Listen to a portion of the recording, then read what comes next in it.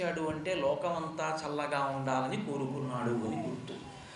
లోకమంతా చల్లగా ఉండాలని కోరుకున్నంత విశాల హృదయంతో ఎవరు ఈశ్వరుణ్ణి ప్రస్తుతి చేశారో వాళ్ళ పట్ల ఈశ్వరుడు మరింత దయార్ద్ర హృదయుడై ఉంటాడు. కాబట్టి ఆయన మరింత చల్లనితనాన్ని కల్పిస్తాడు. అందుకని మనకి ఈశ్వర భక్తికి సంబంధించినటువంటి స్తోత్రములలో 108 నామములు కలిగినటువంటి స్తోత్రములు అత్యద్భుతమైనటువంటి స్థితిని పొంది ఉంటాయి. మనకి స్తోత్రంగా ఇవ్వడానికి ఒక కారణం ఉంటుంది. అవి విడతీసి మీరు పూజ చేశారనుకోండి, నామానికి ముందు ఓంకారమును పెడతాం, నామానికి చివర నమః పెడతాం. పెట్టి పూజ చేస్తే ఓం నమః. ఇప్పుడు కేవలం 108 నామాలని ఓం నమః పెట్టి మీకు అందించారనుకోండి, ధారణ చేయడం కష్టం అవుతుంది.